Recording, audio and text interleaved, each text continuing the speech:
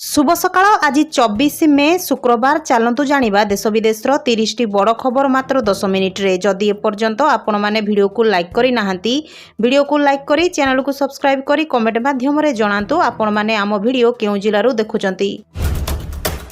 निर्वाचन पाई बंधा पड़िछि कि राज्य रे लक्ष लक्ष मैट्रिक परीक्षार्थी भाग्य मे सरीबाकू मझिरे आउ मात्र 9 दिन थिले भी काहेकि बाहरुनी मैट्रिक रिजल्ट सीबीएसई एवं आईसीएसई बोर्ड रो 10म रिजल्ट बाहरी सप्ताहे होई गलानी। केउ कारण पाई रिजल्ट को चापी धरिछंती माध्यमिक शिक्षा बोर्ड कर्तृपक्ष।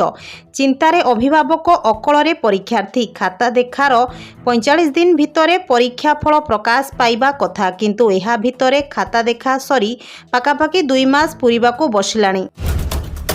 बंगोपसागर रे बात्या संभावना 25 सकाळ सुधा बंगोपसागर रे सृष्टि होई पारे साइक्लोन।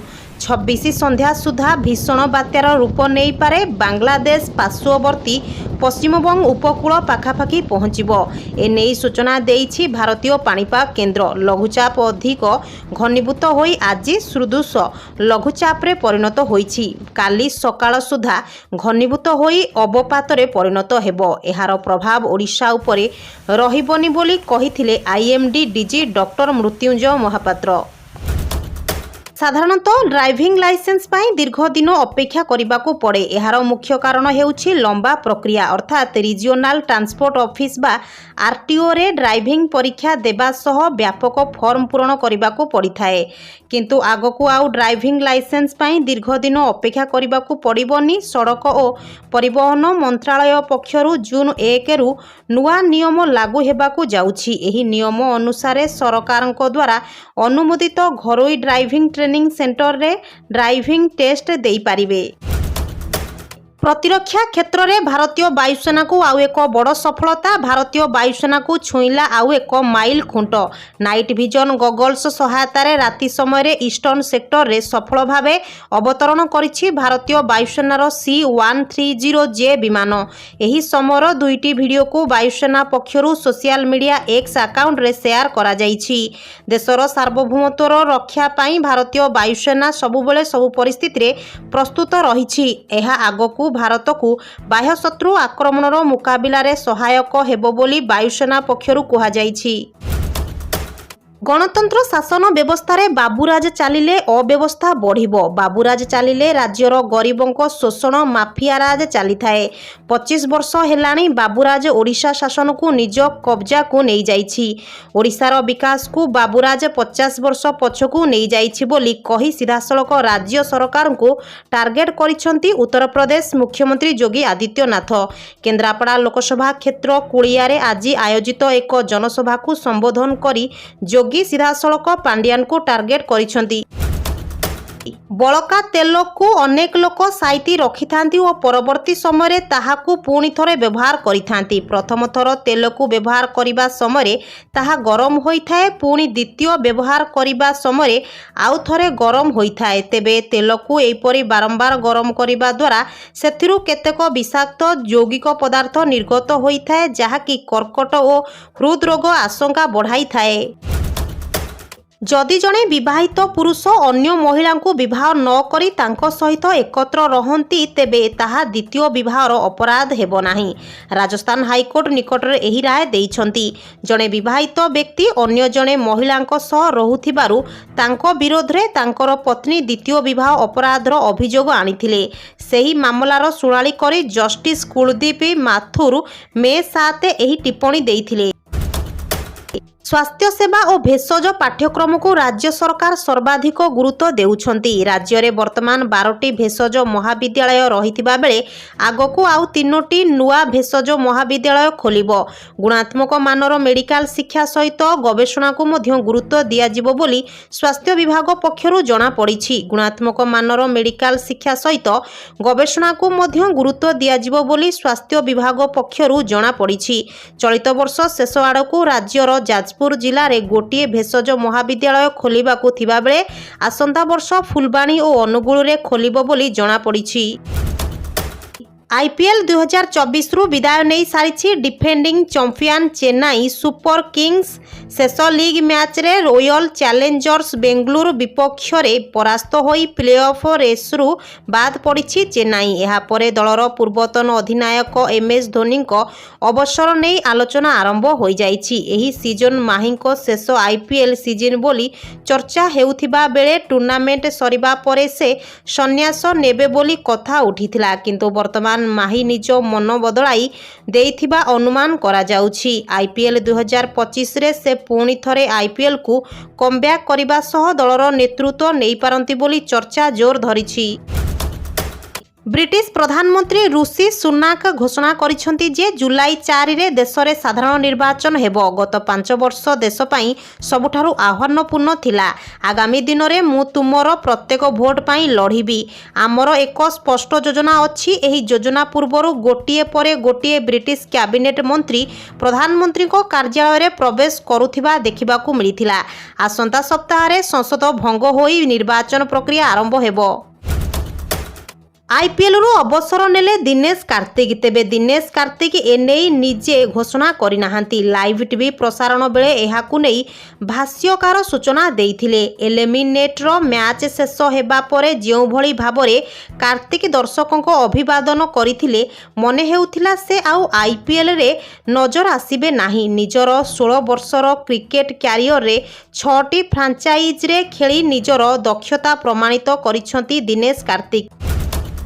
जातीय शिक्षक पुरस्कार 2024 ପାଇଁ आवेदन आरंभ होईछि। उच्च शिक्षानुष्ठान और पॉलिटेक्निक रो शिक्षक मानकु एही पुरस्कार दिया जिबाकु थिबा बेले एहा जून 20 पर्यंत चलिबो। जातीय शिक्षा नीति एनईपी 2020 अनुसार गुणात्मक शिक्षा ପାଇଁ अध्यापकों उत्साहित करिबा ପାଇଁ केंद्र शिक्षा मंत्रालय तरफरु एही शिक्षक जातीय शिक्षक पुरस्कार प्रदान करा जिवो।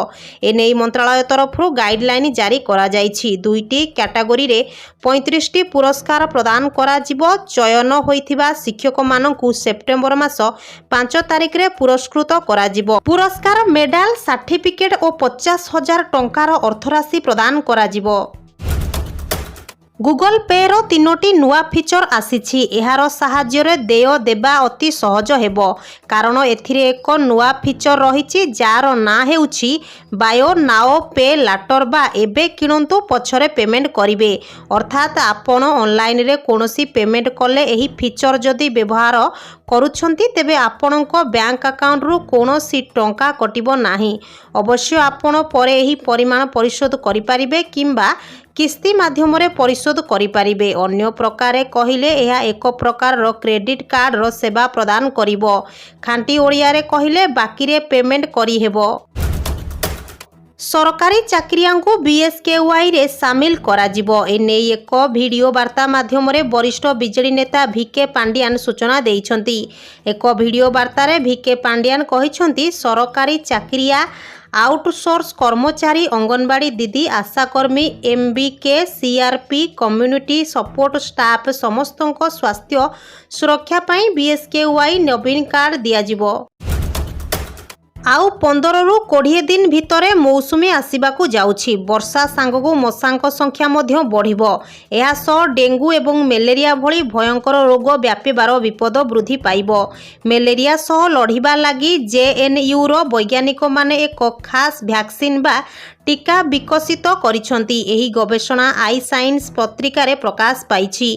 जेएनयू रो प्रोफेसर शैलजा सिंह एवं प्रोफेसर आनंद रंगनाथन मलेरिया टीका को नहीं गुरुत्वपूर्ण गवेषणा करिसंती। प्रोहिबिटिन प्रोटीन सहायता रे एही टीका विकसित करा जाइछि। तृतीय पर्याय निर्वाचन पाई प्रस्तुति शेष पर्याय रे पोलिंग पार्टी बूथ मुहा स्क्वाड जगिबो अंधारी विजे। एथर सर्वाधिक 121 कंपानी सीएपीएफ मुतयन हेबे। सेपटे 2 दिन तले बूथ रिंग को नहीं साहा देइथिबा चेतावनी को नहीं राज्य राजनीति सरगरम। सरिला प्रचार तृतीय पर्याय निर्वाचन पाई आरंभ हेला साइलेंट पीरियड। कड़ा नजर रे मतदान प्रक्रिया। एही पर्याय रे 64 जन सांसद प्रार्थी एवं 383 विधायक प्रार्थी हेबो भाग्य परीक्षा। भुवनेश्वर कटक पुरी संबलपुर ढेंकानाल और केउझर संसदीय क्षेत्र समेत 42 विधानसभा निर्वाचन मंडली रे हेबो मतदान। ଆଜି ପ୍ଲାଷ୍ଟିକ ବର୍ଜ୍ୟବସ୍ତୁକୁ ନେଇ ଦୁନିଆରେ ସବୁଠାରୁ ବଡ଼ ସମସ୍ୟା ସୃଷ୍ଟି ହୋଇଛି। ଏହି ସମସ୍ୟାର ସମାଧାନ ପାଇଁ ଅନେକ କୌଣସି ଉପାୟ ସମ୍ପୂର୍ଣ୍ଣ ପ୍ରଭାବଶାଳୀ ହୋଇପାରି ନାହିଁ। ଏହି କ୍ରମରେ ବୈଜ୍ଞାନିକମାନେ ଏକ ପ୍ଲାଷ୍ଟିକ ପ୍ରସ୍ତୁତ କରିଛନ୍ତି ଯାହା ଆପେ ନଷ୍ଟ ହୋଇଯିବ। ଏହା ପ୍ରଦୂଷଣକୁ ହ୍ରାସ କରିବ ବୋଲି ଆଶା କରାଯାଉଛି। ସାନ୍ ଡିଏଗୋର କାଲିଫର୍ଣ୍ଣିଆ ବିଶ୍ୱବିଦ୍ୟାଳୟର ବୈଜ୍ଞାନିକ ହାନସୋଲ କିମ୍ ପଲିୟୁରେଥନ୍ ପ୍ଲାଷ୍ଟିକରେ ଏକ ଜୀବାଣୁକୁ ମିଶାଇଛନ୍ତି। ଏହି ଜୀବାଣୁ ପ୍ଲାଷ୍ଟିକକୁ ଖାଇ ନଷ୍ଟ କରିଦିଏ, ଫଳସ୍ୱରୂପ ପ୍ଲାଷ୍ଟିକ ଆପେ ନଷ୍ଟ ହୋଇଯାଏ।